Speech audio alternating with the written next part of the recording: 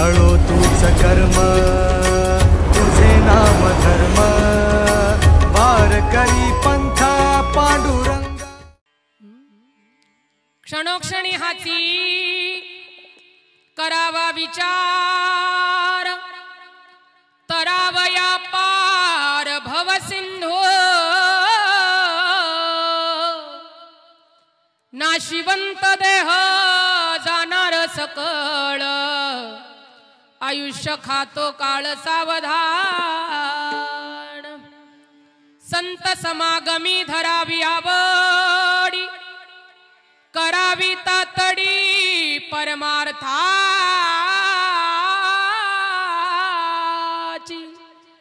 नाशिवंत देह जाणार सकळ आयुष्य खातो काळ सावधान। तुका म्हणे इह लोकीच्या व्यवहार नका डोळे धुरे भरोनी राहू नाशिवंत देह जाणार सकळ आयुष्य खातो काळ सावधान। विठ्ठल विठ्ठल स्मरण होय सकल विद्येचे अधिकरण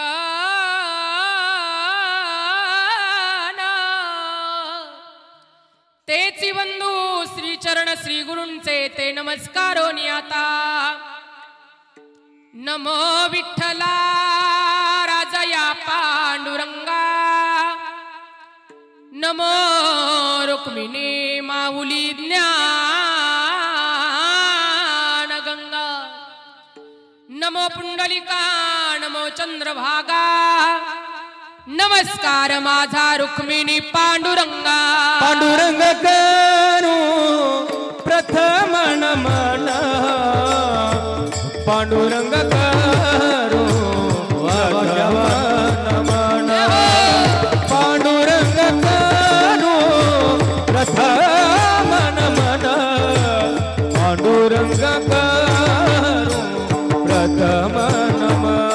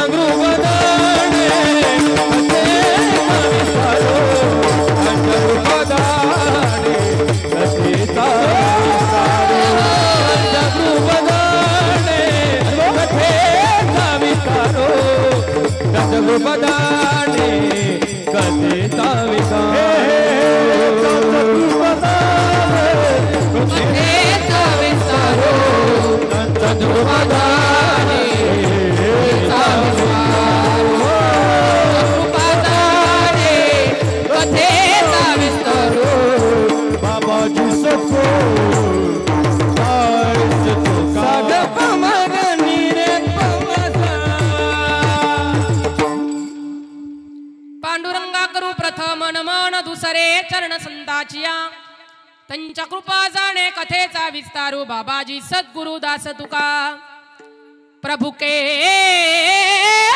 चरणों में सदा पुनि पुनि करू प्रणाम।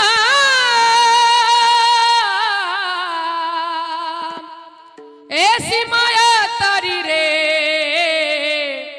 मेरे प्रियतम तमशा हा विठ्ठल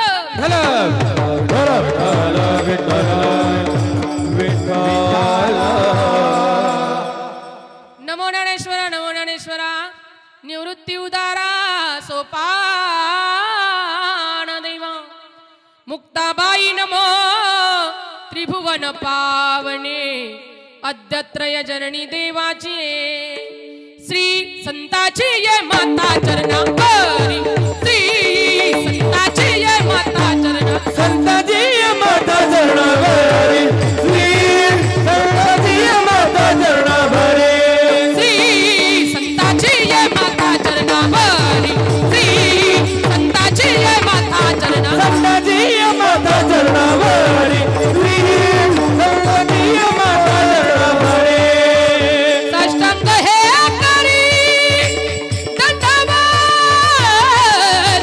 साष्टांग हे करी दंडवत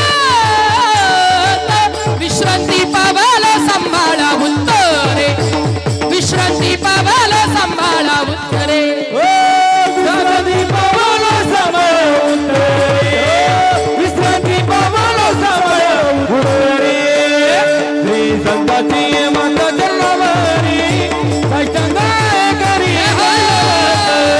साष्टांग हे करी दंडवत साष्टांग हे करी दंडवत श्री संताची ये माता चरणावरी साष्टांग हे करी साष्टांग हे करी दंडवत साष्टांग हे करी दंडवत दंडवत दंडवत सेवे लागी सेवक झालो लागलो तुमच्या निज चरणा अहो स्वामी तुकया देवा यावरी न करावा अवेरू क्षणोक्षणी हाची करावा विचार तरावया पार भव सिंधू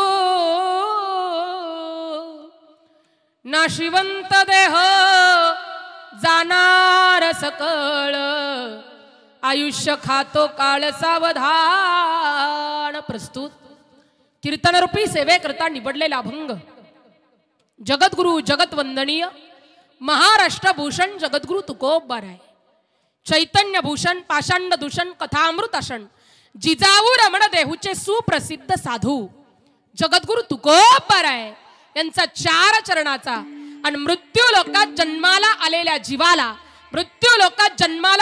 जीवाला हिताचा मार्ग सांगणारा अभंग सेवेकरता निवडलाय विठ्ठल अभंगावरती चिंतन करण्या अगोदर थोडासा परिहार द्यायचा तो असा मी म्हणेल आपल्याला काही शब्द आज एकत्रित आणावे लागतील किंबहुना ओघाओघानं ते शब्द तुमच्या माझ्या सर्वांच्या मध्ये एकत्रित येतील आपल्या सर्वांच्या सुपरिचित असणारे परंतु गेले 1 वर्ष झाले आपल्यामध्ये नसणारे आदरणीय कैलासवासी खंडेराव भास्करराव पाटील दौंगे यांना आपल्यातून जाऊन 1 वर्ष पूर्ण झालं त्यांच्या पितृ ऋणातून आपण मुक्त व्हावं याच्याकरता दवंगे परिवारानं ज्ञानदान अन्नदान गोदान ब्राह्मण दान करण्याची प्रथा म्हणूनच आजचं कीर्तन म्हणजे आजचं ज्ञानदान विठ्ठल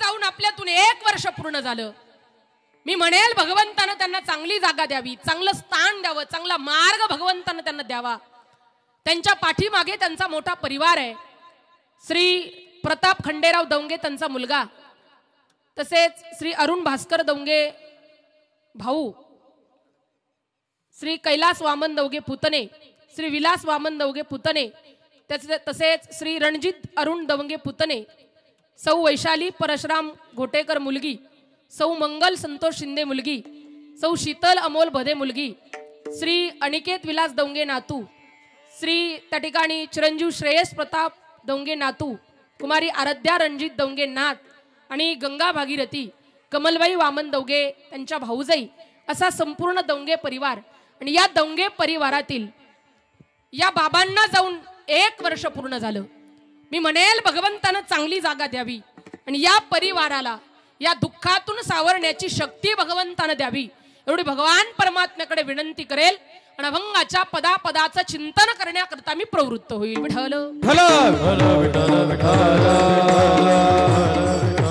अभंग जगद्गुरु तुकोबरांचा आहे आणि तुकोबर जन्माला आलेल्या जीवाला हिताचा मार्ग सांगताना दिसत आहेत. तुकोबर म्हणतात बाबा जन्माला आला क्षणोक्षणी हाची करावा विचार. क्षणोक्षणी विचार कर. भव सिंधू जर तुला पार करायचं असेल, ही जीवन नौका जर तुला पैल तरी न्यायची असेल, तर तुला क्षणाक्षणाला विचार करावा लागेल. कारण लेका हा मिळालेला देह नाशिवंत आहे. मिळालेला देह त्या ठिकाणी नाश पावणार आहे. काळ त्याची वाट पाहत बसलेला आहे. म्हणून याच्यावर उपाय म्हणून तू संतांची संगती कर, परमार्थाची तातडी कर. तुझ्या मिळालेल्या जन्माचं भलं झाल्याशिवाय राहणार नाही.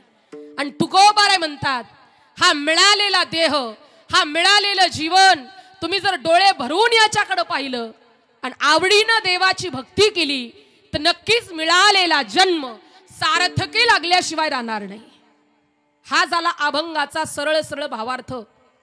आता तुम्हाला झोपायला अजिबात हरकत. महिला मंडळ मागच्या झोपल्या का काय? ऐ मी बोललेलं कळतं ना तुम्हाला? विढाल विढाल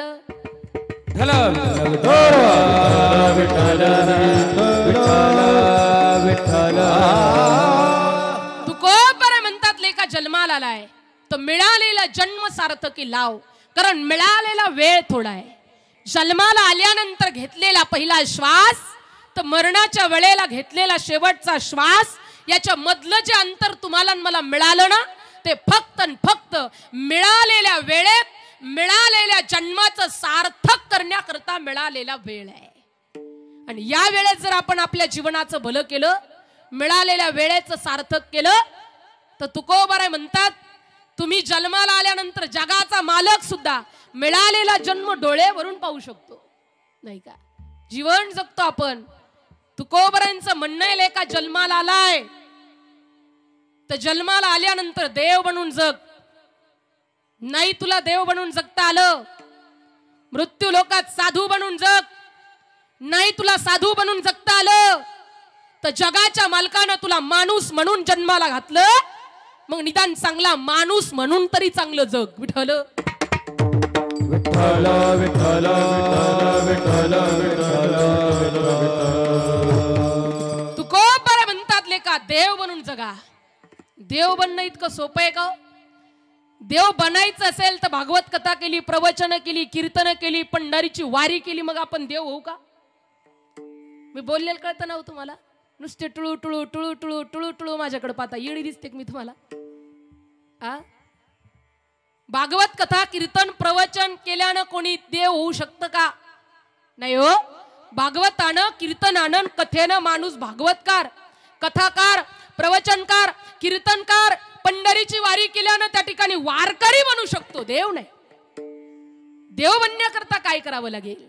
आपल्याला जर देवच बनायचं असेल तर देव बनण्याकरता एखाद्या गावातल्या मंदिरात जावं लागेल.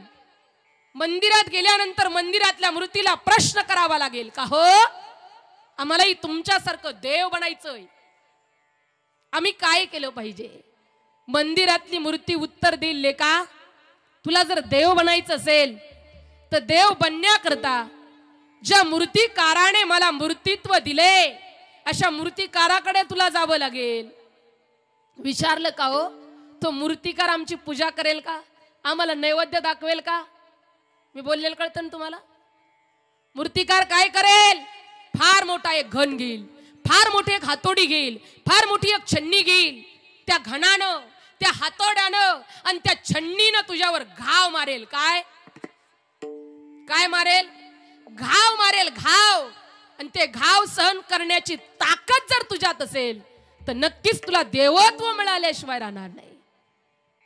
जो घाव सहन करतो त्याला देवत्व मिळाल्याशिवाय राहणार नाही. मी माझ्या पदरचं बोलणार नाही, मी माझ्या पदरचं बोलत नाही कधी. आयरन माहिती का सर्वांना? आयरन जी कुंभाराकडेच ते महिला मंडळ. आयरन कोणाकडे असते? तुम्ही बोला नका, मी जाऊ घरी. आयरन लोहाराकडे असते आणि लोहाराकडे असणारी ती आयरन, त्या आयरनीवर अनेक मोठे मोठे हातोडे फुटतात, पण आयरन कधी फुटत? मोठे मोठे घन फुटतात, मोठे मोठे हातोडे फुटतात, पण आयरन कधी फुटत? कारण आयरन घाव सहन करते, म्हणून ते लोक तिला देव म्हणल्याशिवाय राहत नाही. ऐरणीच्या देवा तुला थिनगी थिनगी वाहू दे, आभाळागत माया तुझी आम्हावरी राहू दे.